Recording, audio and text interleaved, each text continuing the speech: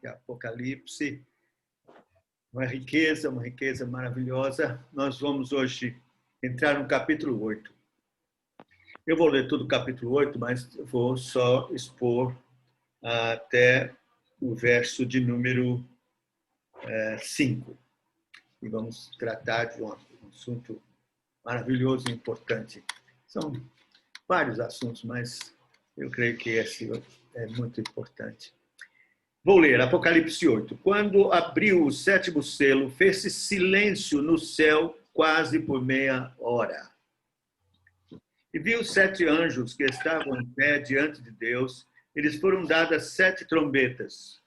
Veio outro anjo e pôs-se junto ao altar, tendo um incensário de ouro. E foi-lhe dado muito incenso, para que oferecesse com as orações de todos os santos sobre o altar de ouro que está diante do trono.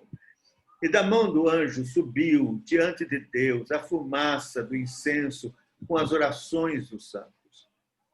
Depois o anjo tomou o incensário, encheu-o de fogo do altar e o lançou sobre a terra, e houve trovões, vozes, relâmpagos, terremoto. Então os 7 anjos que tinham as 7 trombetas prepararam-se para tocar. O primeiro anjo tocou a sua trombeta e houve saraiva e fogo misturado com sangue, que foram lançados na terra. E foi queimada a terça parte da terra, a terça parte das árvores, toda a erva verde. O segundo anjo tomou a sua trombeta e foi lançado no mar. Como que um grande monte ardendo em fogo, tornou-se em sangue a terça parte do mar.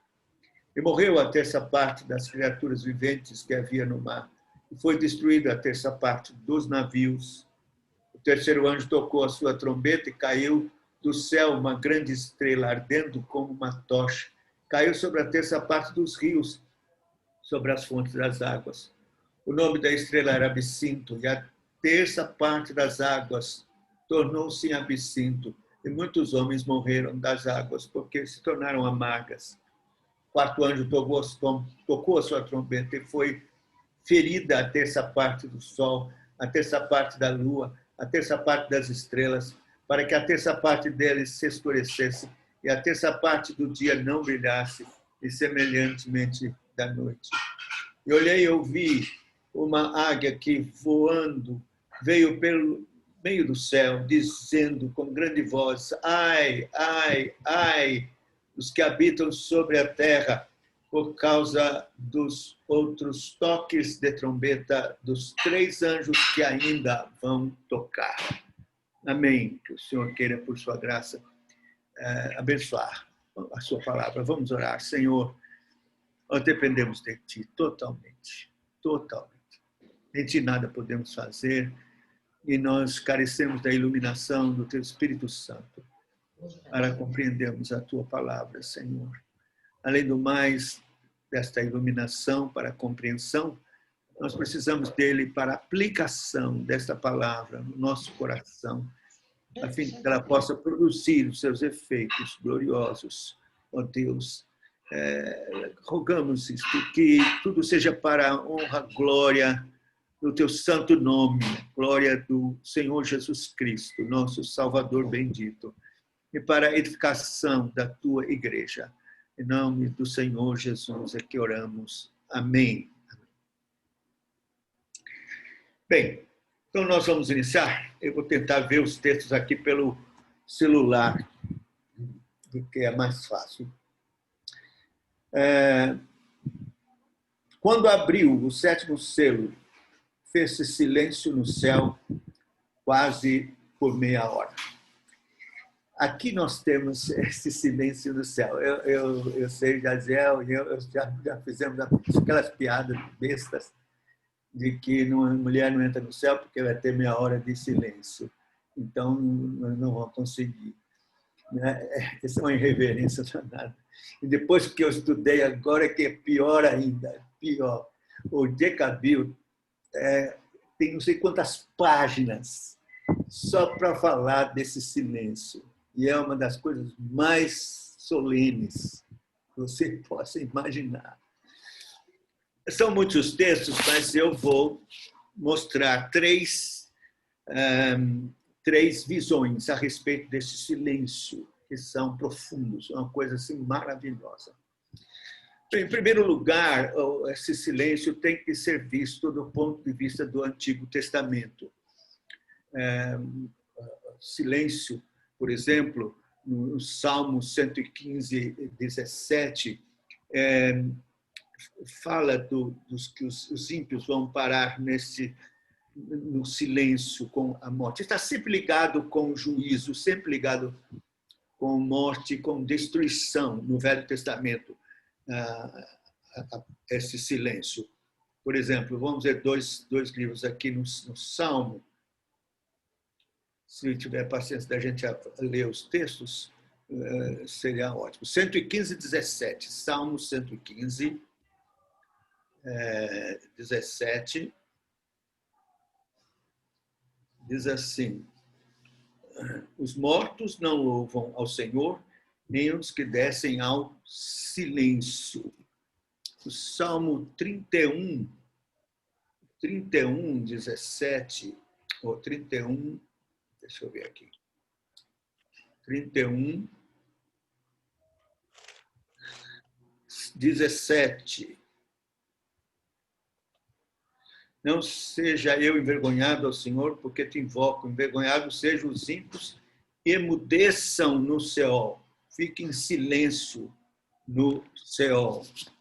Mas aí, mais ainda marcante é o silêncio com relação ao juízo, aos julgamentos de Deus. Por exemplo, Isaías 47, 5. Isaías 47, versículo 5.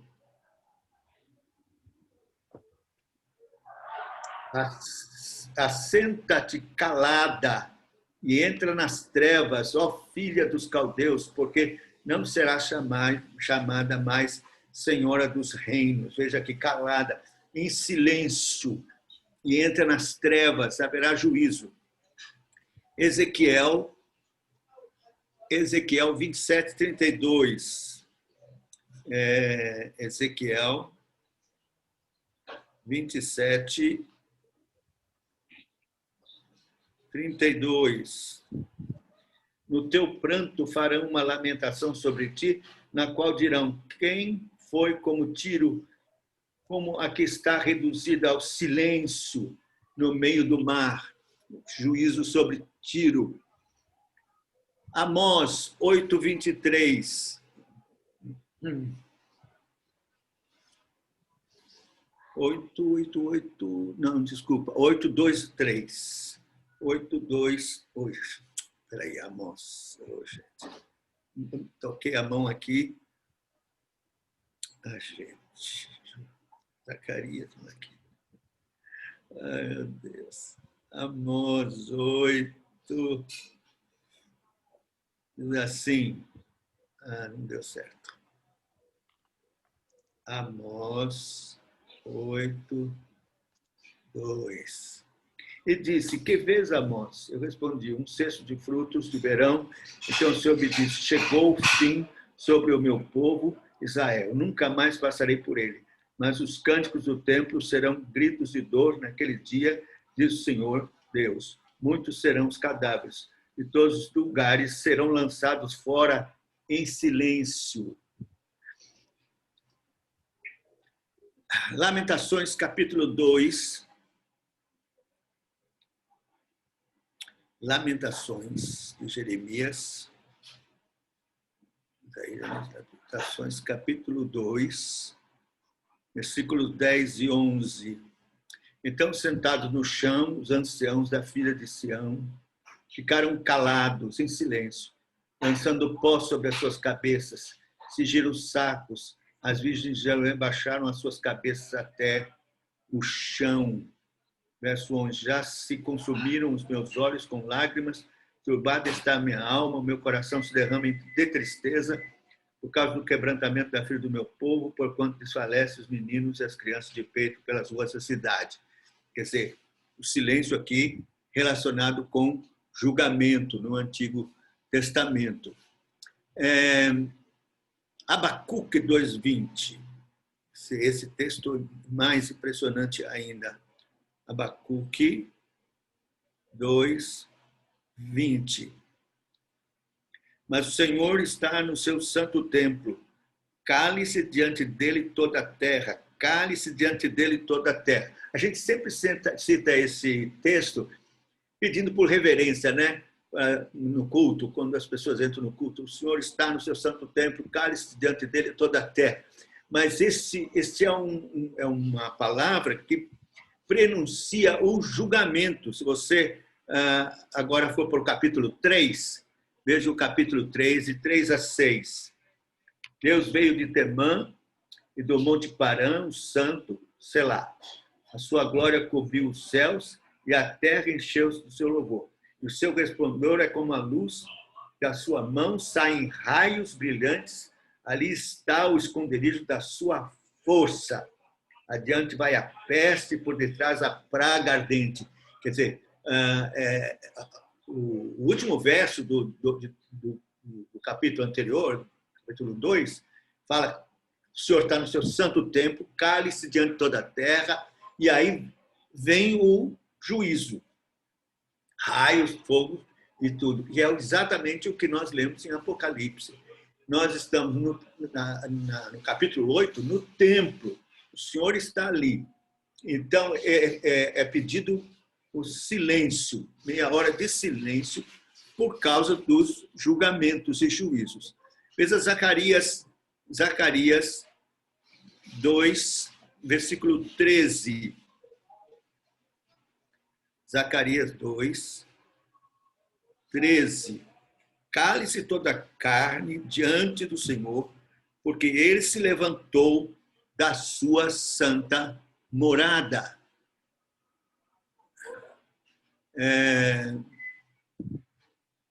E Zacarias 2, 13, já lemos, e agora 3, 2. Aí continua também, 3, 2. Mas o anjo do Senhor disse a Satanás: que o Senhor te repreenda, ó Satanás. Sim, o Senhor escolheu Jerusalém, te repreenda. Não é este um tição tirado do fogo? Quer dizer, veja que um juízo virá de Deus sobre o mal, sobre todos os que são maus, todos os ímpios e Satanás. Então, o silêncio aqui, segundo esse pano de fundo do Velho Testamento, é um pré-anúncio de juízo. É um momento solene, anunciando um juízo. Então, essa meia hora, nesse capítulo, no templo do Senhor, onde foi pedido um silêncio, é porque o juízo está vindo e é um momento solene para isso. Mas outra visão que também acho interessante é que esse silêncio é uma reação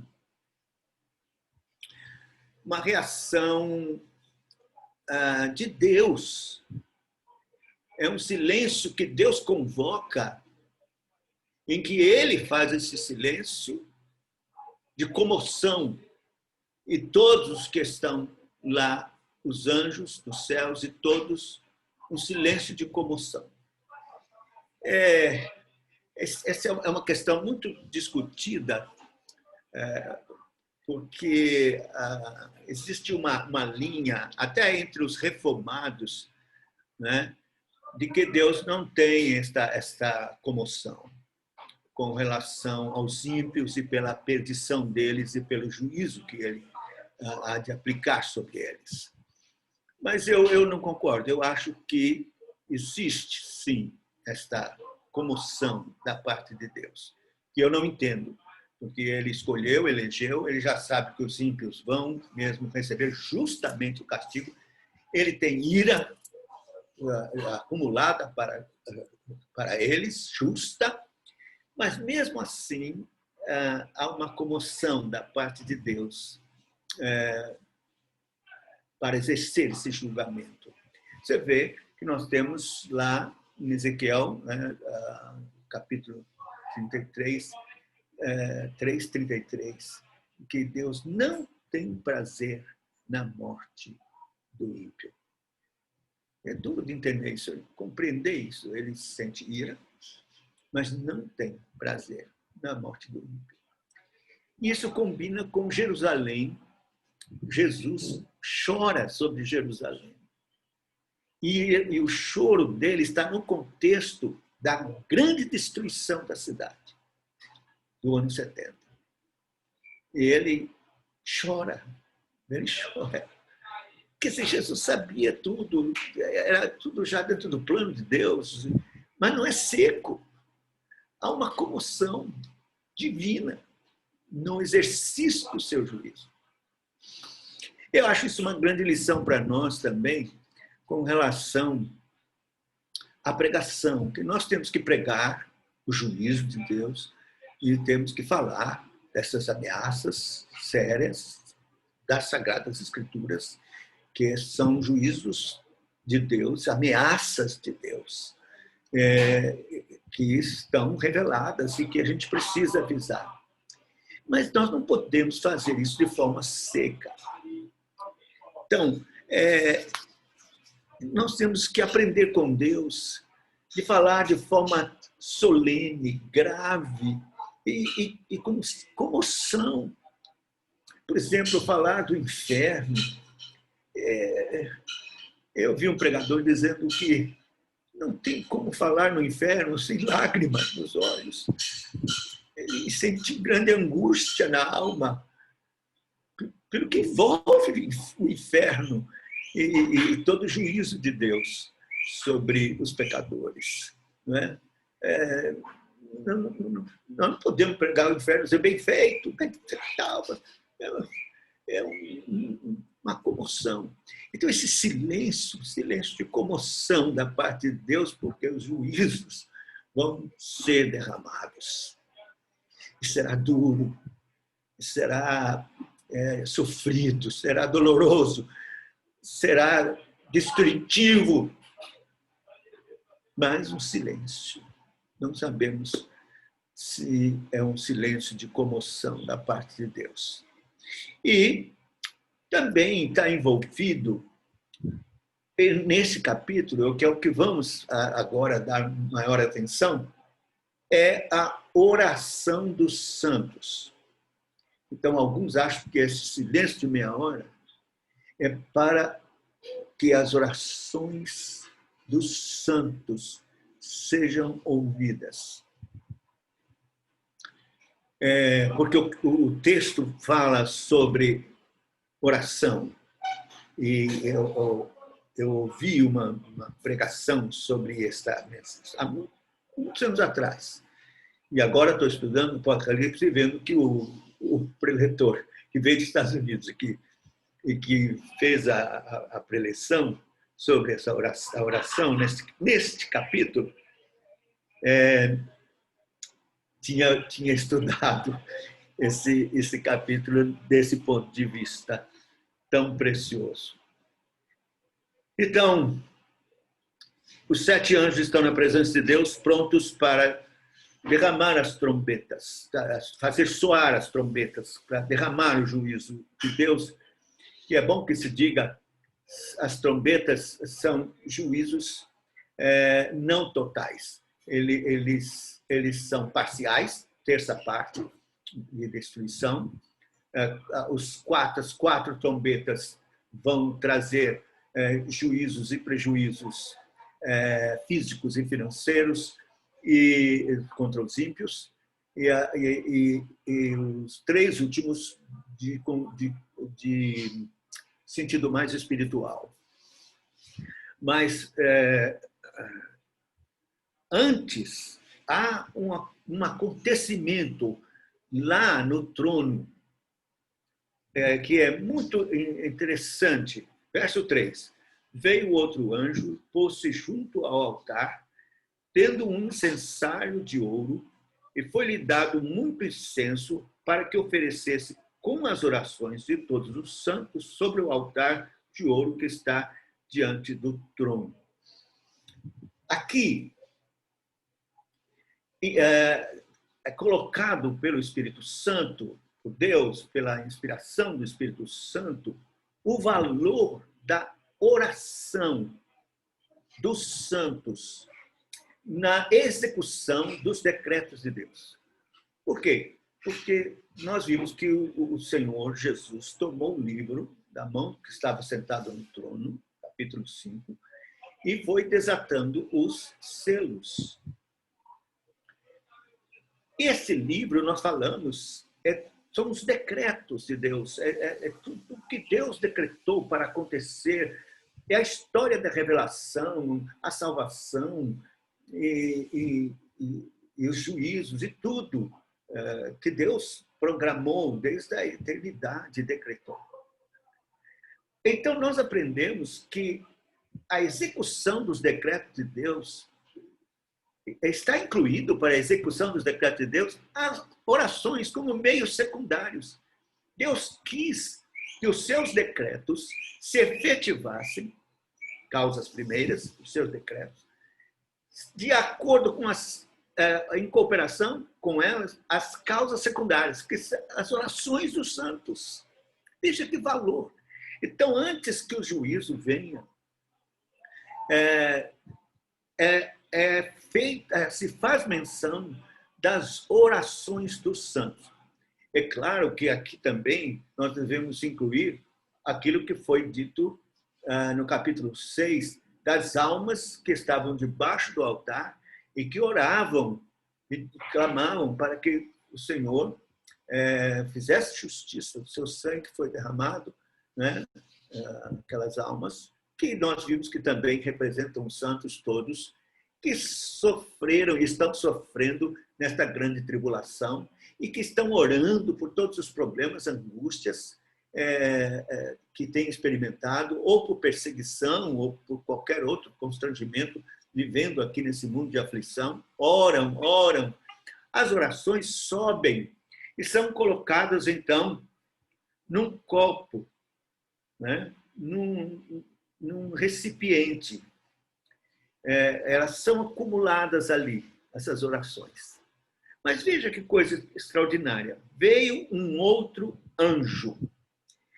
Esse outro anjo, posto de pé junto ao altar, não é outro senão Cristo Jesus. Muitas vezes, Jesus é descrito como anjo, um anjo mais forte, um anjo que dá ordem. Esse aqui é um anjo mediador. É um anjo sacerdote, sumo sacerdote. É um anjo que assiste junto de Deus, diante do altar. Ele tem um ofício. Então, esse anjo aqui, é ele o encarregado, pelo seu ofício sacerdotal, de interceder e tomar as orações dos santos e levá-las, purificá-las e levá-las à presença do Pai. Então, ele tem um incensário de ouro.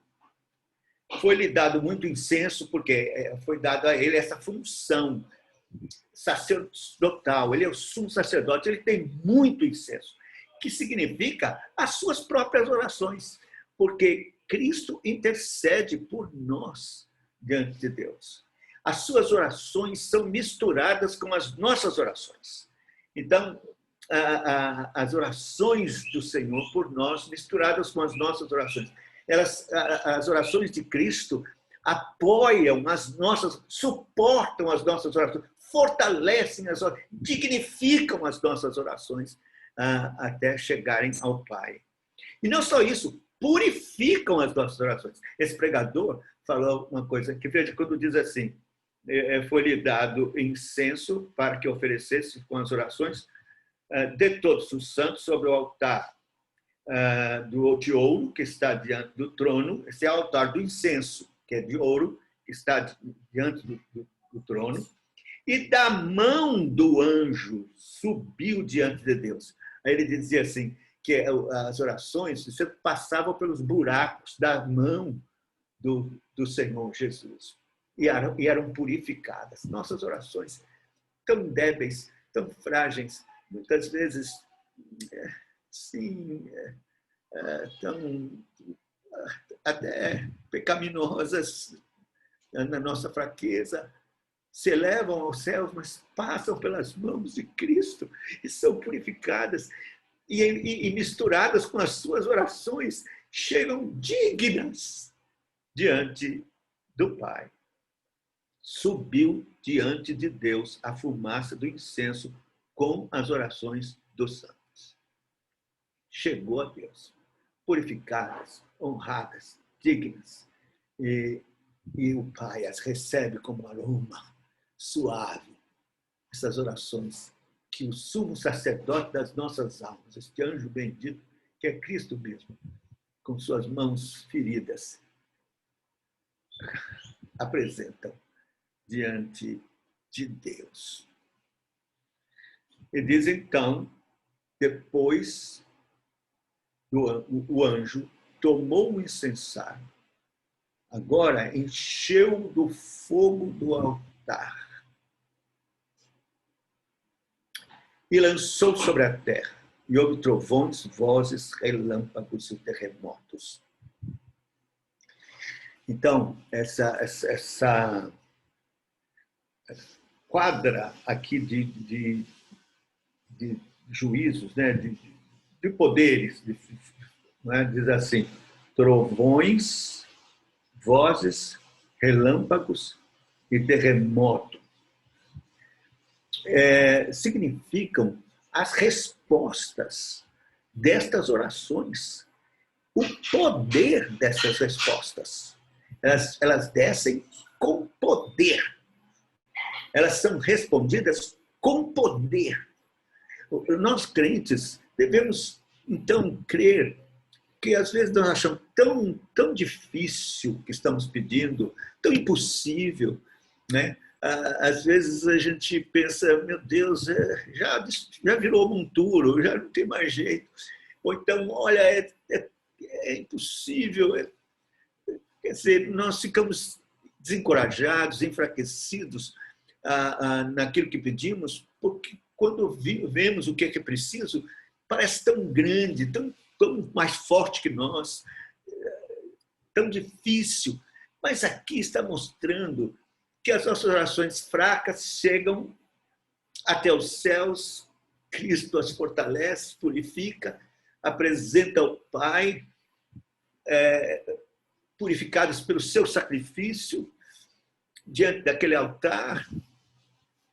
Elas se tornam dignas, honradas, como já disse, fortalecidas por Cristo, porque nossas orações são feitas em nome de Cristo, como se Cristo mesmo rogasse por nós. E então a resposta é a resposta das orações de Cristo. Nós e Cristo. Então são com poder, não há nada que possa resistir segundo a vontade de Deus. Por isso milagres acontecem, coisas que a gente fica, como diz o texto, tinindo ambas as orelhas da maravilha e das coisas extraordinárias que acontecem. Nós mesmos nos admiramos. Né? E diz que a resposta às vezes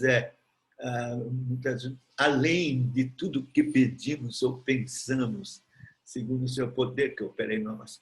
Então, é uma coisa assim, extraordinária. Nós devemos crer mais, nos dedicar mais à oração. O valor disso não diminuir ou ter por... Parece que a gente se acostuma orando, e parece que não vai... Não, devemos crer de todo o coração que aquela oração recebida está lá e vai ser manipulada pelo próprio sumo sacerdote das nossas almas. Ele está esperando essas orações. E outra coisa, Deus age no mundo pelas orações dos santos. Ele governa o mundo pelas orações dos santos. Nós temos que ser mais encorajados a orar pela política, pelo governo, orar pelo mundo, orar por Estados Unidos, pela eleição que vai acontecer lá, orar pelos outros países no mundo que estão em conflito e convulsão, né, pelos países fechados, pelo comunismo, em que não se pode pregar o evangelho, por todos. Orar, porque essas orações, Deus as está aguardando, porque os seus decretos estão ligados a esta causa secundária, que é a oração. Nós não vamos constranger Deus em nada, de forma alguma, mas Deus quis que o seu governo estivesse atrelado às orações da sua igreja, dos seus santos. Quem pode entender uma coisa dessa? É um mistério, mas isto é bíblico e é o que ensina a palavra de Deus. E nós precisamos orar, mas sermos cada crente um intercessor, orar.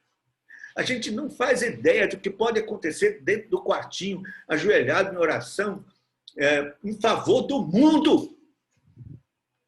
Nós não cremos no poder das nossas orações. Nós não temos essa dimensão, essa visão, essa consciência tão maravilhosa como deveríamos ter.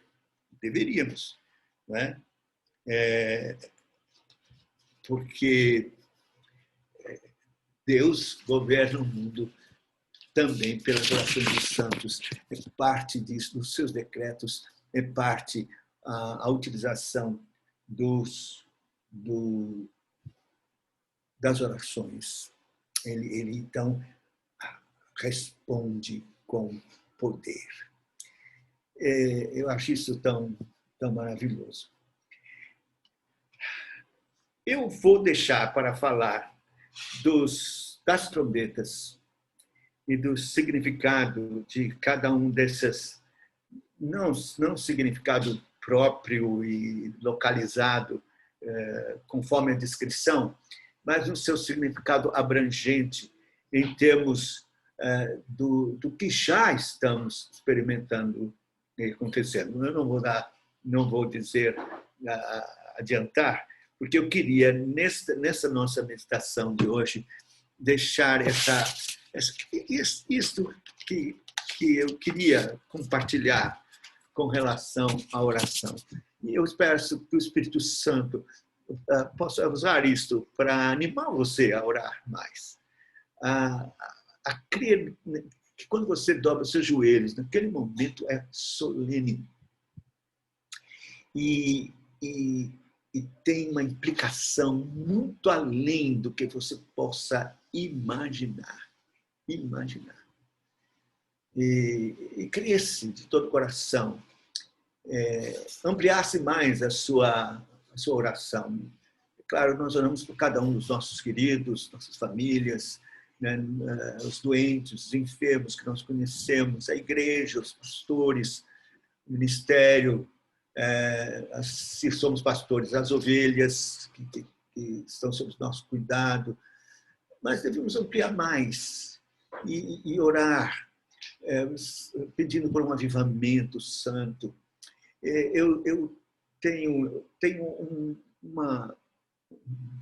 pelo que tenho lido e entendido, um entendimento de que antes que Cristo venha e que as coisas vão realmente piorar, apertar, nós estamos num período de possibilidade de arrependimento.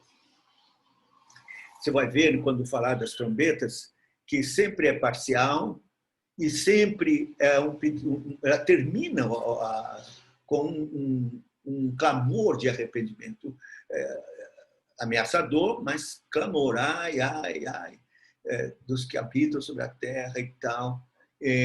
Então, esse é um tempo em que ainda é possível o arrependimento, por isso a pregação do Evangelho tem todo o seu significado. Então, eu creio assim, nós estamos caminhando para uma apostasia. Esta apostasia vai chegar num ponto zero, quase que de mortalidade da igreja. Quando o Filho do Homem vier, achará porventura fé na terra, então vai haver. Mas antes de isso acontecer, nós vamos ter um pico, que é um avivamento final. Esse avivamento final é um avivamento que vai acontecer envolvendo a conversão dos judeus e a plenitude dos gentios, quer dizer, a conversão de todos os gentios eleitos de Deus. Completamente todos que estão eleitos de Deus vai chegar ao número neste avivamento. Então, eu quero nutrir no meu coração uma esperança de que Deus vai usar a igreja brasileira para a obra missionária, envolvendo este último avivamento. Assim, eu estou pedindo que Deus, por exemplo, abençoe economicamente o país. Que, de fato, a economia cresça. Não é Bolsonaro, não é nada, não. Cresça, a economia do país cresça, para que as igrejas tenham recursos financeiros para executar o seu programa. E mande muito missionário para todas as partes do mundo. Tem muito entrave para americanos para entrar em país no mundo.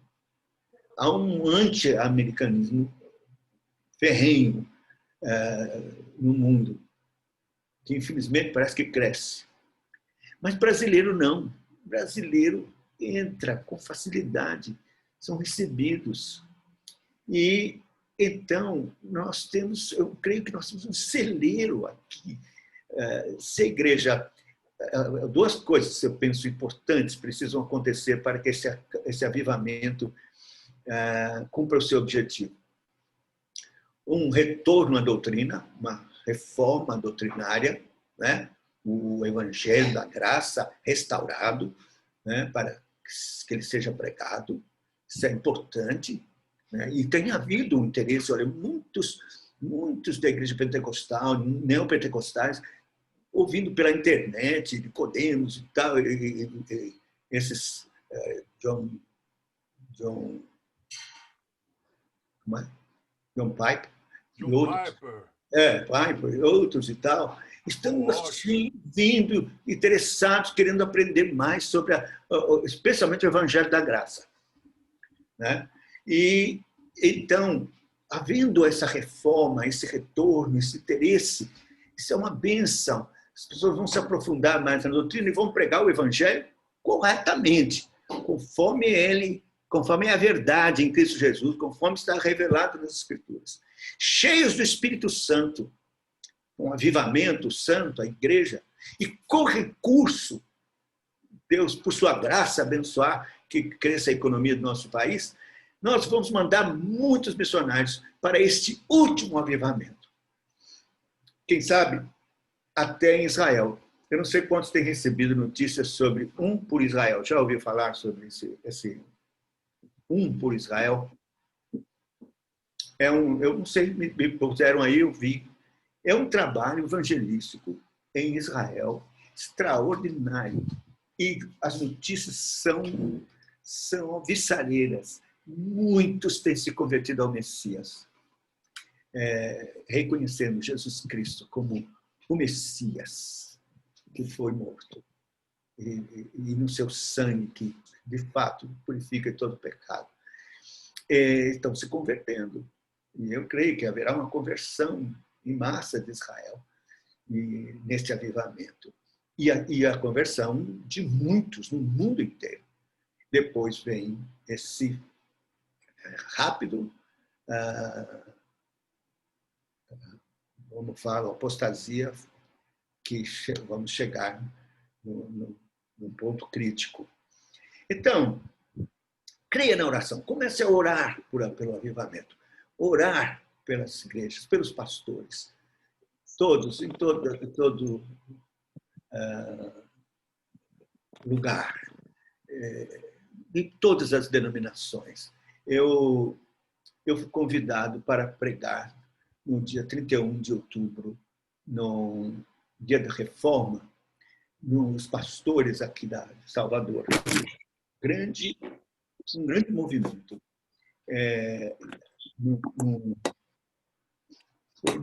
Num hotel, Fiesta, e isso, mais de 2.000 pessoas.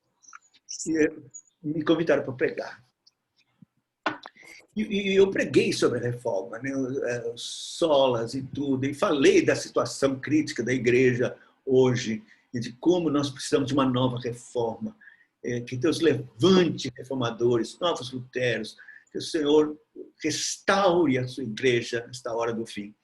E houve um interesse tão grande, e agora é o terceiro ano da reforma, novamente, né, os 503 anos da reforma, vai ser agora em outubro.